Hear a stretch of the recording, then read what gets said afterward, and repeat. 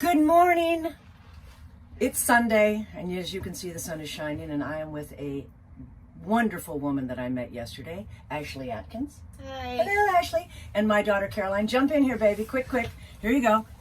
Hello, darling. Okay, so the three of us are out here today, and I'm going to focus on, have a seat right there, sit back. I'm going to focus on Ashley and Caroline, because we're having a conversation about Ashley's daughter, and what we are feeling, some symptoms that might be similar to what Caroline has schizophrenia.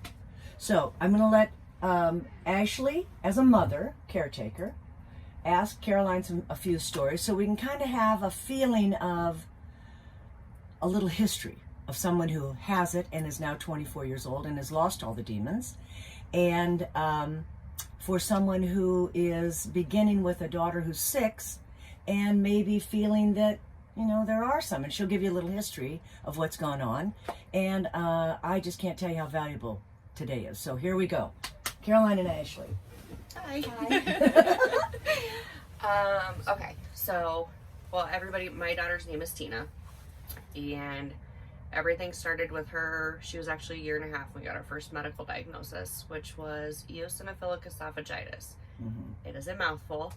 Short term is EOE. It's an autoimmune GI disorder that affects the GI tract. Basically, her body feels like food attacks it, so it in turn reacts. And then when she was around 3 or so, we had imaginary friends, and they turned not nice, and everything has went downhill from there. We have anxiety, we have sensory processing disorder, there is some OCD there, and we're in a ton of therapies. And one of the things that you spoke of,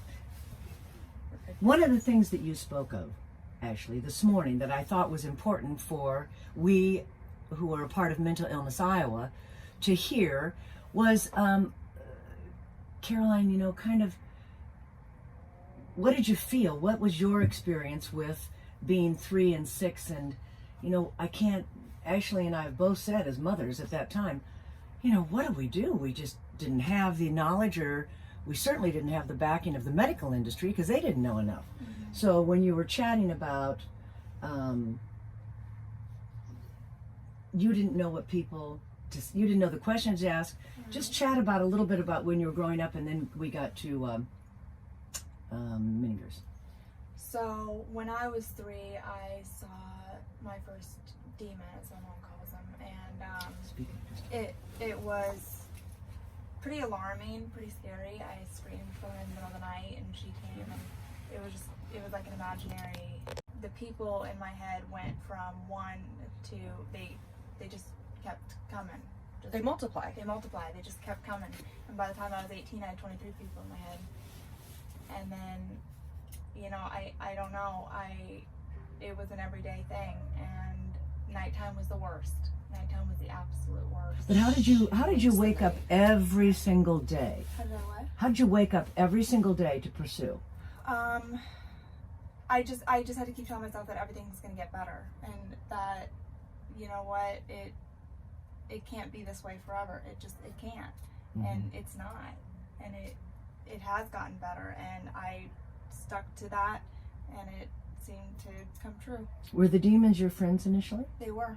Because what was coincidental was, Ashley, tell her what caught your eye about her interview and the first person she saw that made it similar to your daughter. It was the man at the end of your bed. The dark figure. He didn't really have a face. My daughter's was the same. It wasn't her first, and I don't know when he appeared, because she won't tell me. She won't even talk to me about him. She's told her therapist, and they kind of gave me a heads up. But it seems like he's the driver. Okay. Whoever this guy is, but he doesn't have a face. She's never really said if he has hands, but there's a male figure. He's taller than any male that she knows of who she's used to compare it to. But he tries to get the other ones that she sees talk to do bad things against each other, against her, against people in my home, against me. And she's like, I always feel like I have a devil and an angel on my shoulder, and I don't know, do I listen to the devil or do I listen to the angel? You remember saying Yeah. that? And everything in her life revolves around this devil and angel. Do I do what mom tells me to do and go do my schoolwork? One says no, one says yes. Does one say don't listen to mom, listen to me? Sometimes. Okay, that's what I dealt with too. Don't listen But how- to good people, listen to me. But how could you focus on homework I couldn't. or focus? I couldn't. Mom, we would say, go in and do your homework now. But we don't have that information as we do today about how do you focus when you've got people in your head telling you what to do? You don't. Because I don't know what that experience is. I failed at school because of it. I didn't finish school because of it. And we're pushing her educational staff right now is beyond phenomenal. Like, I cannot praise them enough. You're a lucky woman. Yeah. And they are willing to, I messaged them when everything started, when she had to go into this program she's in right now, and they're like, don't worry about her education, we'll figure it out, we'll get her caught up, we'll work around it the best we can. We're putting new goals into her IEP to make sure that she can kind of keep up, stays where she needs to, but her biggest thing is putting thoughts to paper. The handwriting part of it, she struggles with it. It takes us a week to get through a single sentence of 4 words because she can't stop. One of the things I was talking to Ashley about yesterday was what made it more clear for me as the demons came along was you draw pictures of them. I would. And did that help you or did that harm you with that relationship going on in your head? Kind of both, because I was exposing them. And they get angry. They do. And you mentioned that yesterday. And we about have not done Tina's that guarded, yet. being guarded, yeah. And she comes home to me tonight, and at some point in time this week when it's just her and I at home, I'm going to see what she does. I'm going to ask her and see if she will. I talked to a lot of my support system to get their input and see where they thought it would be, and they asked me, why are you hesitant about it? And I'm like, I don't know what it would do. Right, you don't want to take off a bomb. But what it does for her, what did it do for you at the time? Drawing the pictures of Yeah, them? mhm. Well, it was both a good thing and a bad thing. Explain that if you can. So, like I said, exposing them, they didn't like that. Right. So they would get angry and it would just turn to hell. But the other side of it was people would understand what I was seeing and what I was hearing and what I was going through. Right. So it kind of played 2 parts of good and bad. I was always the person to, I would never harm anyone else. I would always take it out on myself. So Is that the self-harm that's of the cutting? self-harm, yep. So I resorted to cutting, and that was to make sure that no one got hurt, that it was me and no one else. I never went after anyone. I never, hurt anyone physically. See, I would my hurt daughter's went the myself. other direction. She's done both, but Okay. But no, Carolyn, I think there were times that maybe Dolly would say you'd pull her hair. I would, yeah. Yeah. When I was little, Yeah. I would So pull there her were hair, times that you scratch would, her. yeah. But from what I remember, I never Yeah. wanted to hurt anyone. Right. I wanted to make sure that if anyone was going to get hurt, it was going to be me. right. you And know? I explained that one time when we saw the figures on the wall Right. that you sat up on top of me you asked me to come sleep with you and you sat up on top of me and all of a sudden I knew Caroline wasn't there, Right. that it was this other person by her eyes, which you related. Yeah, she As gets a mom? this glossy eye. Like, her eyes get as big as your mom compared them to marbles, and it was like a perfect comparison. Yeah. But she gets glossy-eyed when she goes. I've always called them panics because everybody that's been helping us has called them panics. So that's what I've always called them. And but she doesn't remember them. Mm-mm. She doesn't remember anything. She doesn't understand why this toy's broken, or why mommy has red marks all over, or why she does. It's like a blackout. Or, and it used to be that, not so much now, but it used to be that she would get done and she'd pass out for like 4 or 5 hours. She'd be so exhausted. She just would be done, and then she'd get up and it'd be like, nothing happened. Yeah.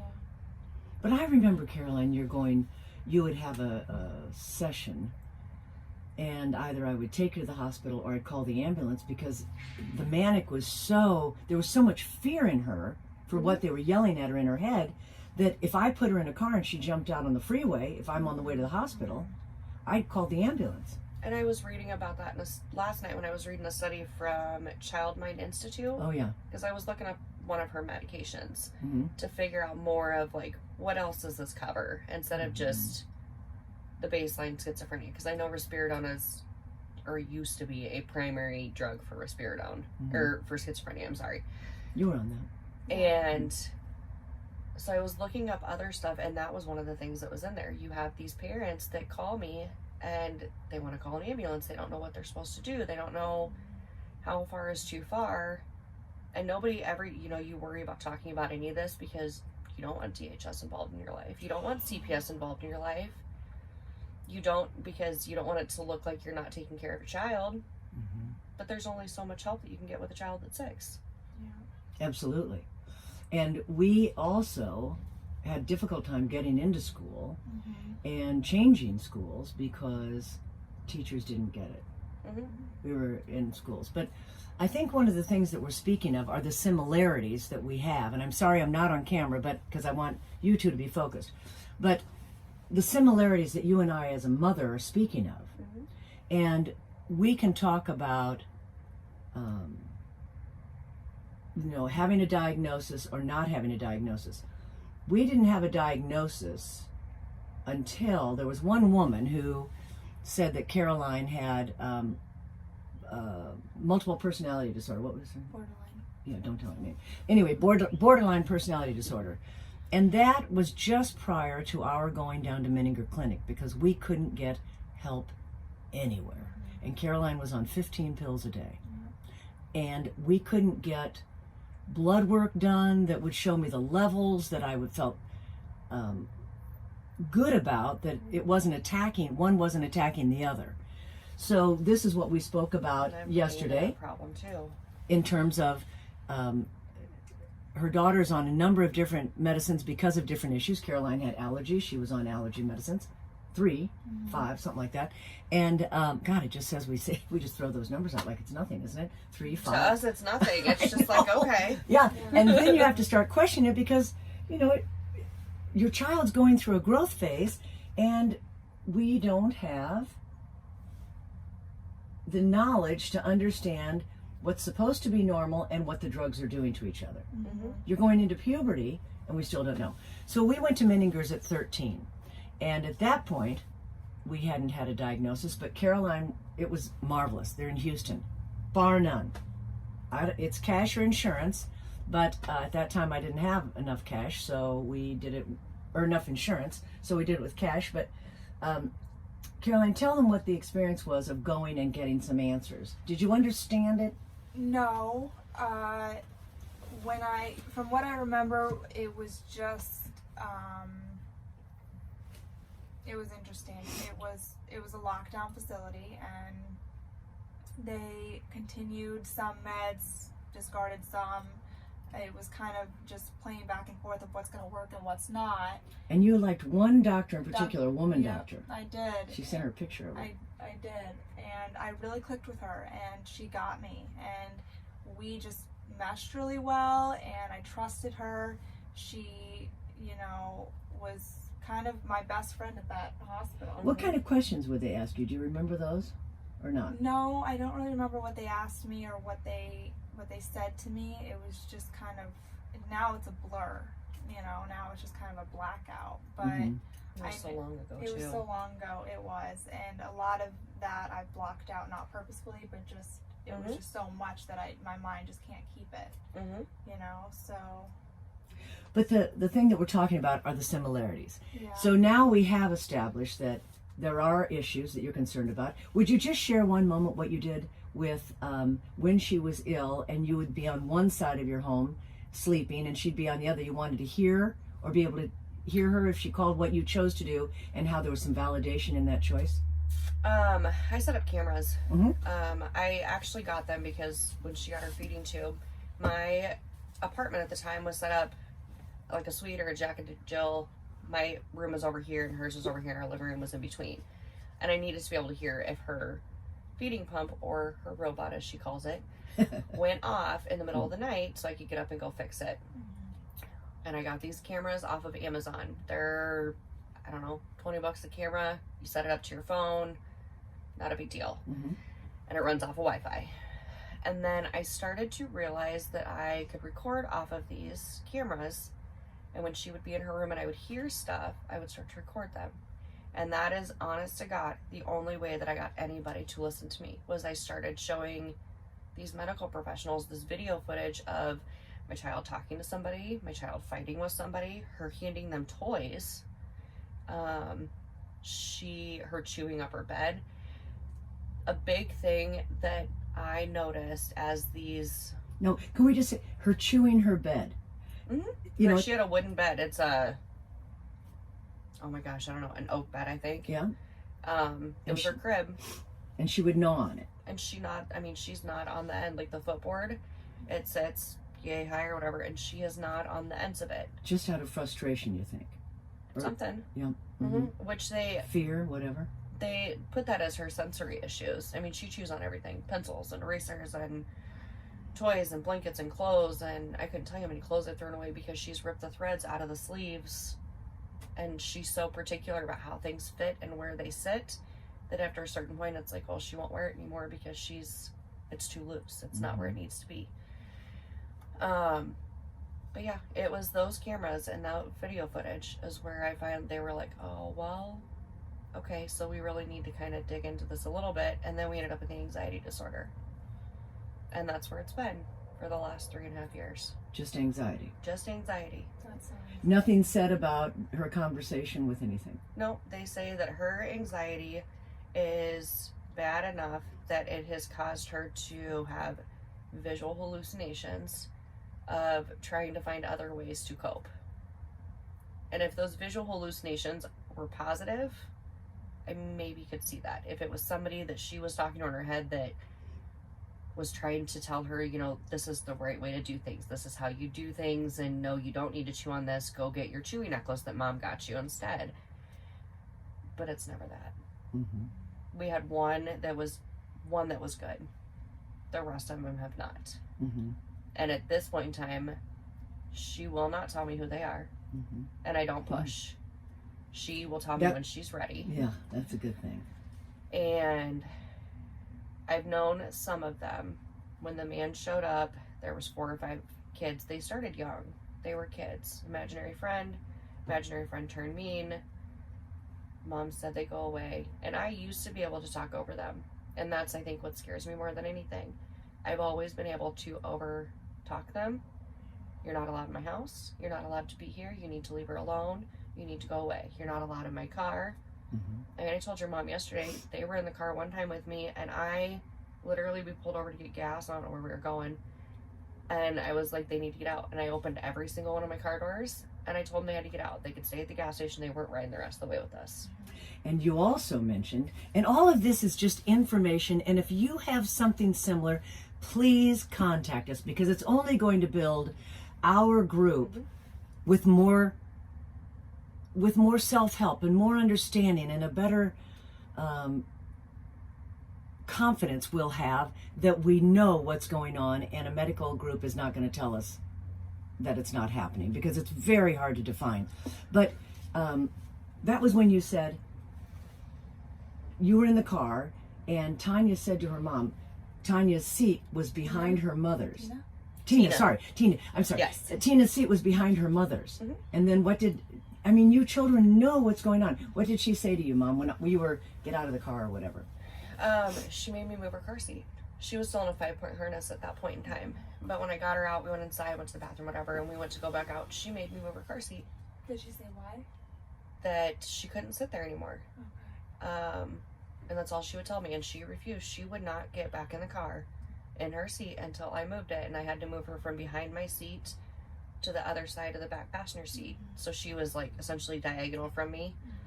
And that's where she stayed ever since. And there she was a won't security. sit back on the other side. Because she can't see her mom, I think. That used to be a big deal for you. Well, and she can touch me. Her feet, especially with how her car is now, she can put her foot up and she can touch my elbow, because I always put my hand on my like console or whatever. Mm-hmm. But she can touch my elbow. And now that she's just in a seatbelt in the car seat, she can lean forward and she can touch me if she needs to, or it's easier for me to reach back and touch. And remember when you'd be in your moments and you told me we had a code because of that security? Share that code for a minute. So I would always do this to my mom, and it got to the point that I didn't know who she was anymore. Right. So I made her wear a Eternity perfume, where I knew that perfume, that was my mom. So she had to lather herself in it. Otherwise, I didn't know who she was from a hole in the wall. When she would be in those episodes. In those episodes, Right. yep. And I didn't know who she was, so she'd have to wear that perfume. And when I was in that episode, I know it was her, and I know it was a safe place. And that was what I was thinking when you were talking about your daughter needing to see you in those moments that something might be going on in the car or whatever. But at least, you know, you're on a level where she can say to you, and you know there are people that she's seen and talking to that are not good to her. Tell her about the living room. The spot in my living room? And the dog, yeah. We had a dog. Remember the dogs? They're so perceptive. There are certain spots in my house where she always sees them. All the time. And the spot in my living room is the same spot that my dog, there'll be nothing. I mean, not even, the wind's not even blowing. But he'll get down and start barking. And he always goes to the same exact spot in my house. And then I'll have to get up, and if the gate's open, because I have a gate between my kitchen and my living room, if the gate's open, he'll go sit in front of my patio door. Or I'll have to get up and open it. And then he goes outside and he comes back and he's fine, but he doesn't ever, it's almost like, this might sound really crazy, but I let him out and it's like that he leads them out or something, because he doesn't go out and go to the bathroom. He literally walks down my back steps, walks 2 feet off of them, and then comes right back up to the door and comes back in and is fine. But in asking your daughter one time if they were just in her bedroom, if she just spoke to people in her bedroom, what did she say to you? No. It's all over. There's a particular spot in my living room. There's a particular spot in my bedroom. So my bed is facing, or it's up against my, my east wall of my bedroom. And she always sees them on the west wall, which is, there's a closet there. And now, for whatever reason, this group of them, they like to stay on my ceiling. They like to stay above. And I don't know if there's a significance to that. I don't know. You mentioned that even in your living room, they were above. They're always on the creases where your ceiling meets the top of your wall, is where they like to sit. Before, they used to be down on the floor. So, but this group, this therapy group that she's in, they haven't, as far as I know, because they won't give me the reports yet. And they told me that if I want them, I have to request them through medical records, which makes no sense to me as a parent. At her age, that makes no sense. Yeah, Right. she's a minor, you Yeah. can do that. And they told me that her discharge summary would be sent to her primary therapist. So I'm going to see if she'll tell me what it says, but I don't know. That would be very troubling to me. I don't like it Yeah. one bit. Well, there's an issue unto itself about the medical industry, which we had, well, we've had our battles. But so much for now, just saying, Caroline wanted to come and say hello. Yes. And you had said, well, maybe, sometime we can see them. I'd love to have, I wanted you two to meet, but it was just this casual in this moment that it just felt right for today. And at some point in time, if you're comfortable, Yeah, absolutely. I would love for Tina to meet you. Absolutely. But I keep her very in the loop with everything. I tell her, Yeah. I want you to meet this person, and this is why. Because, I won't obviously give her your diagnosis or anything like that, but just, She's had a similar experience. yeah. Yeah. You might be able to relate for her, and she relates to older people better than kids sometimes. Oh, That is me totally. She actually struggles to play with more than one child at a time. Like, once you start adding 2 or 3 kids in, there usually becomes it's almost like a power struggle. Oh my gosh. Like, Wow. did you see that? and it'll either turn into a massive fight, or she just is like, I can't do this, and she will go play by herself on her tablet or whatever and just be done. Did you see that in Caroline? I did. Oh, see, Caroline. That is See, exactly there what I is dealt this, with. there is an understanding, If it was more and than you're one not person, it was nuts. a group of 3. I can't do 3. Mhm. I can't. But it took us a long time to figure that out. Yes. And it can't be a group of 3 with like 2 others and No. her. Mm-mm. Like, even that is still too much sometimes. Yep. Mm-hmm. Crowds of people are too much for me. Uh-huh. You know, I can't. Mm-mm. I didn't even think about this one time. My aunt passed away, and we went to the rosary, Oh, Mhm. and no. Caroline sat in a row behind me, and she said, I got to get out of here. Oh yeah. Because they were, They were everywhere, everyone was everywhere. coming. We were in the Oh. funeral home, Yep. and Caroline just, and Mary, I don't know, maybe you were 9 or something like that. So Yeah, anyway, that's something I've never taken her to a funeral. well, I never, but I didn't know enough. And I mean, I don't have any intent to. I have no Right. reason to anytime soon, Right. I'm hoping. But I don't intend to. But I just didn't know enough. Mm-mm. And she turned around, and that's one of the times that we started building to find some place outside of Iowa Yep. to get help because we couldn't find anyone. There are some places, back when I was having my psychosis and episodes and stuff, there were some places I couldn't be. There was some places I couldn't go. There was some places I couldn't be calm. My sister ran a marathon for school with some friends, and I couldn't be there. I It went. was too much. It was too much, and I freaked out. Had the biggest anxiety attack of my life, and we had to go. Because, not because it was anxiety, it was because so much, it was anxiety, but it was based on everything that went on up here Right. that brought that furor, Yep. right? Yep. So, we're here at this point, Yes. and I thank you for that. No problem. And I'm really glad that you guys met. Yeah, Me too. But now what It I, helps. Yeah. it does, doesn't it? It does. And Yeah. could, if we want to do it again, could we do it again? Absolutely. Absolutely. Okay. Now what I'd like to do is say bye-bye. Bye bye. Love being with you, Carolina. And now we're going to talk about moms. Okay. Okay? Okay. Hey, Very good. thank you, You Oodles. too. If you have any more questions, ask my mom or let me know, and I'll be happy to answer them. I will. Thank you so Yeah, much. no problem. Bye, honey. Love Thank you. you. Yeah, pull apart. Okay, there we go. Bye. Love the newness of the RV. You always got to figure out your words. Yeah, it's true, isn't it? Well, I hope that that was at least comforting or eye-opening. That, you know what, It is. you aren't crazy. That there is something going on, and that we have to just be Push true through to and what figure our it gut out. tells us. Right. So now the big thing for me is, how do we take care of ourselves in these moments? My intention is to meet more women and men, because I've had a tremendous number of men respond to our interviews and ads for Mental Illness Iowa as caretakers, to understand what we need to be healthy in ourselves, to be healthy for our children.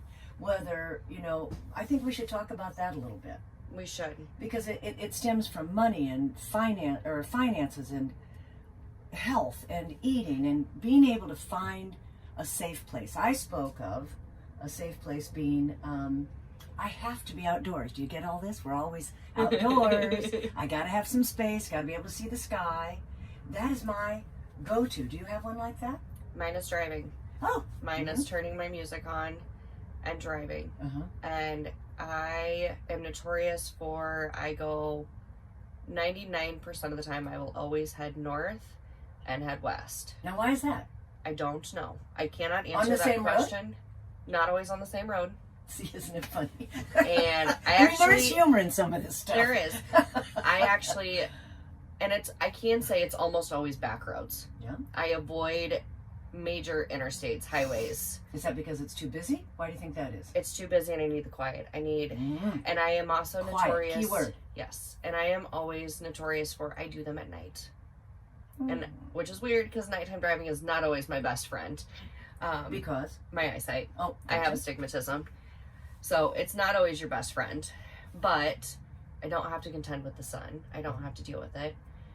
But it is my peace. And it started because that was one of the only ways that I could get my daughter to calm down and go to sleep some nights. Taking her for a drive. And we would go for drives. And I can tell you, I've drove for 45 minutes. I've drove for 20 minutes. I've drove for 2 hours. I've drove for 4. Oh, God love you. Um, Oh, God love you. Has There anybody was- else done this? Have you been in these places where you just have to find quiet Mhm. and peace? and 2 words right there. Quiet and sometimes, peace. sometimes I have one of my closest friends go with me, Mm-hmm. and we just drive and we talk, and we might see some historical sites or something. We're like, oh, we've never been up here and we're here. Let's just go see. Yeah. You know, I remember there was one weekend I was by myself and I went for a drive. By yourself meaning your daughter sees her daddy Yep. at his home? Okay. Yep. Just so we understand, yeah. Yep. And I ended up at the Iowa-Minnesota border. Don't have any, I honestly can say I don't know how I got there. I just chose not to turn. I turned around once I got to the border because I was like, I have no reason to go into Minnesota right now. Yeah. But then I drove back. And did you feel fulfilled? I do, and then I come home and I sleep. Yep. Or Yep. I've cleared my head enough that I can do research, or I can focus on something, or sleep. Because sleep is terrible as a caregiver when you're constantly worried about your child. I think it takes a tremendous amount of self-will and courage to get out and to understand just that one moment when you need it. What happens when you're in the furor of an episode and what you need at that moment? Each one is different. What you need in that moment is different each time. And I wish I could say it's different, but it's not. It could be there's a special blanket you need. It could be there's a special spot you need. It could be you need a support person there with you to help you get through it so that you can step away and just refocus. So you can breathe, so you can cry, so you can... Stop screaming. Yes. And I will say... It's so scary. And it doesn't matter what parent says no to this.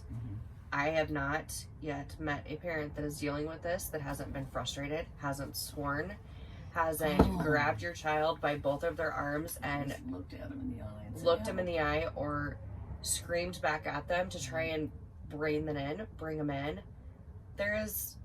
I wish I could say there's a right answer. There's not. And what has been our go-to is a security blanket. And For you? for my daughter. But it has now become my security blanket because I know it's what works. When my child starts to get into these, and now that she is starting to try to use her words and explain it, and Mom, this is coming, I can feel something's not right. Oh, interesting.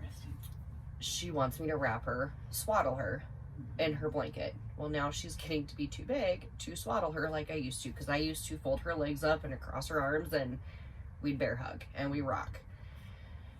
And so we've made And that would give her some comfort. Yes. I mean, she would fight me on it. I couldn't tell you how many times that I had bruises on the back of my arms from the rocking chair, from trying to hold her, or bruises from her. And it's... Because you don't know what else to do, except just hold them and let them know that you're there. Yep. I've got you. Yep. We will get through this together. Yeah. The times where it became too much were, depending on how old your child is, a pack and play became my saving grace. There was nothing in it, and she couldn't hurt herself. She couldn't hurt anybody else. What is a pack and play? Like the play yards, the portable. Yes. Gotcha. I think that they've They're had all- different names over the years, but They have. yes, the portable cribs, as you could also call them. That became kind of a saving grace. Baby Gates became a saving grace. Until she got to the point that her rages and her panics, as we call them, became so destructive that it didn't matter. But what did you have to do after that was over, after those episodes ended, and you'd said Tina would lie down? She'd just go to sleep. What would you do for you? Would you go to sleep? Sometimes, depending on what was going on at that point in time. Because you were still alone at this time. Your hubby or your boyfriend had moved. You weren't together, or you were together? No, we were not together Okay, in this. so And like I'm me, you were still single. I'm still a single mom. I leaned on my best friend at the time. A lot of the time she was there with me when these happened. And Could you talk to someone on the phone and get the same release or need as if having someone there? Was there a value in that or not? sometimes I didn't have a lot of value in that. it really I needed to be somebody that was almost there in the moment with you, that was just like, oh my gosh. And you know, it doesn't translate the same. I can talk about this, I can show videos, but unless you're actually living in the moment where your child is saying things that don't seem like them, they are throwing 3.5-foot Barbie houses over baby gates at people, and you don't understand that a child can do that and have the strength. And keep in mind, at the time when my child was said some of these things and through the Barbie house, she was just over 4 years old. Mm-hmm. And that's not, 4-year-olds don't do that. No. I've had broken TVs. I've had broken drawers. I've had broken toys, broken picture frames, broken lamps. And how can you replenish that? You know, how do you do that financially? Is that a burden? I mean, is that stressful? Yeah. And a lot of the stuff didn't get replaced unless it was a necessity item that I had to replace. But it just didn't get replaced. I mean, I struggle financially in every aspect. And, you know, it wasn't until recently that I finally got her approved for SSI disability. So that has been a help. I've been told by numerous people that she actually should have gotten approved for SSDI and not SSI, which I don't completely understand the difference, but there's something with how it plays off your income. It is.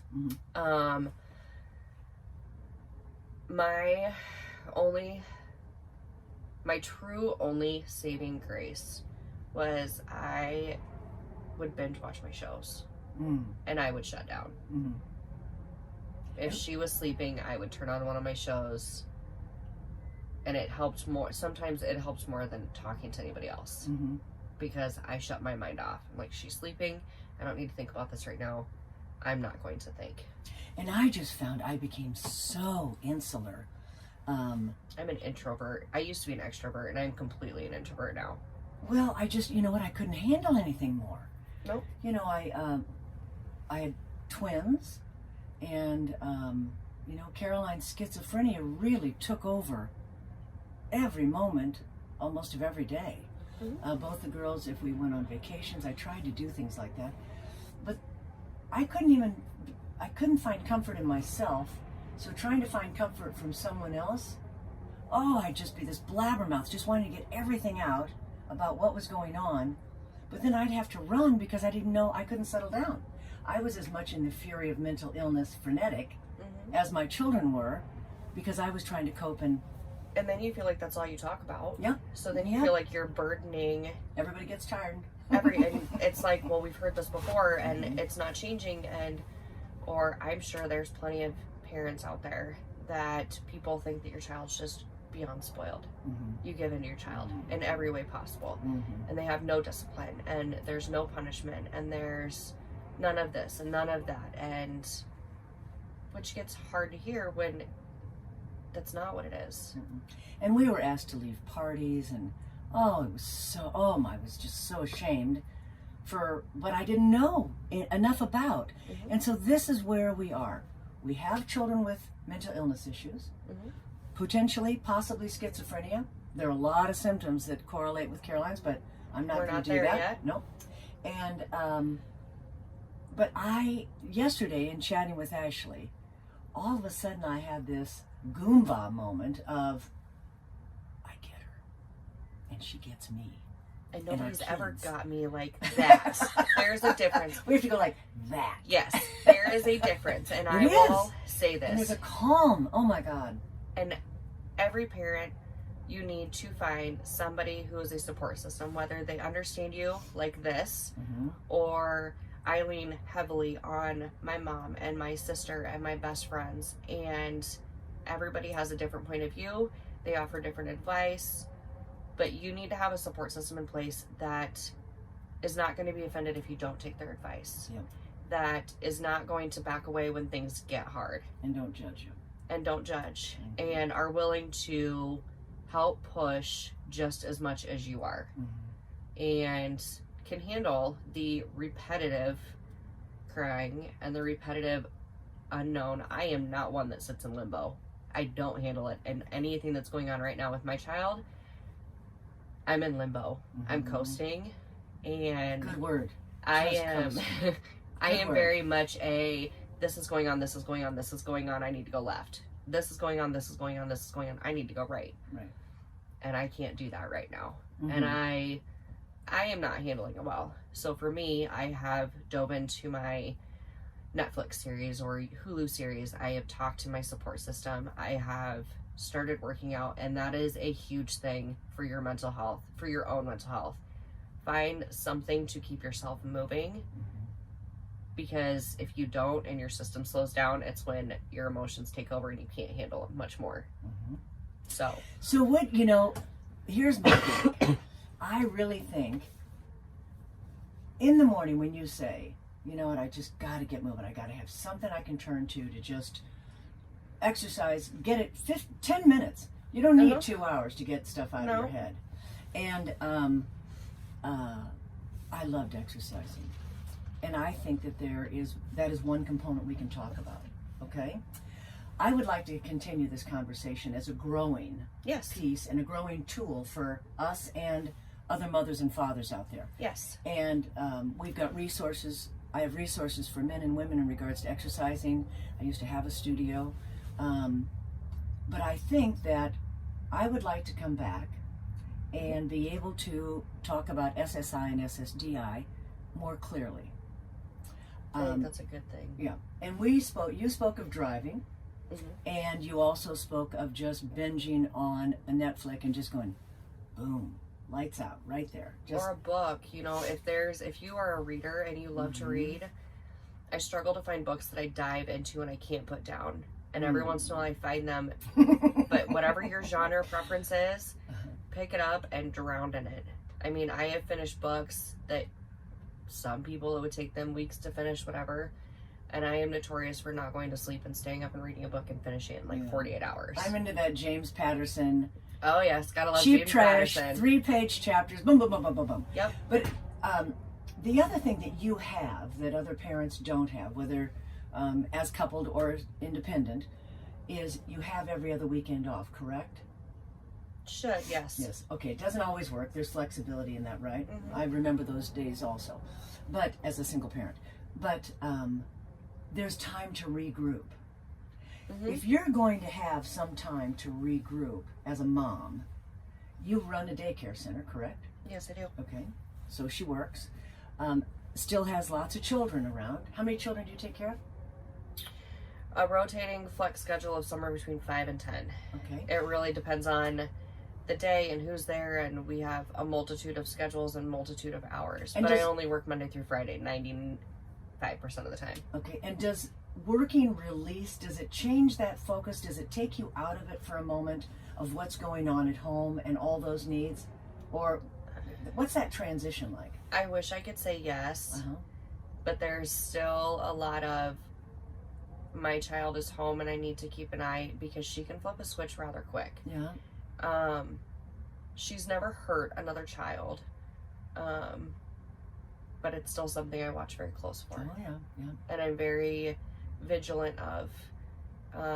She is more of a verbal responder, I guess you could say, as of right now. Caroline was a verbal attacker. She never swung at anything, never hit anything. She'd just scream really loud. And I would try to talk over that to distract her, and so that would be a screaming going backwards, if that's what you want to say.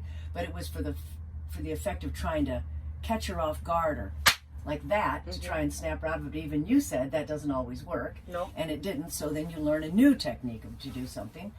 And but I think those moments of validation of where to go and what we need for us is what we need to continue to talk about. Yes. In those moments of journaling and sharing what you do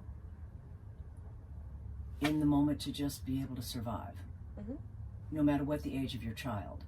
I've worked with grandparents who had a child, a young boy who, as I was saying the other day, was absolutely perfect at school. Perfect. Had so much abuse going on at home that he just didn't want to ever be wrong with his teachers. But once he came home to the safe place, explosion for 2 or 3 hours, mean, hitting, verbal, and then to just quit. Just drop. Just stop. Yep, just exhausted. Yeah. And mine is, she is notorious when they were in school. Obviously, everything's different because of COVID and everything right now. But she was notorious last year at school. She'd they would tell me that she was fine. There was a couple incidents here and there, but it wasn't the end of the world. And I'm like, oh, I got a whole different kid when she came home from school. Yeah. Or even before school, if it was a rough morning, there are so many days that I eventually told her associate on the bus, you need to just let me put her in the restraints because I don't want her hurting anybody else, whether it's a child or an adult that's on the bus. And I would put her on, and by the time they looped around the block and got to the school, she was semi-okay. And it was an okay day. I mean, there was... Oh, and you pray for those. Please don't call me. Please don't call me from school. Oh, I was called almost every day. And it was just, we have not gotten there yet. And she is so worried about upsetting other people. She doesn't like people upset with her.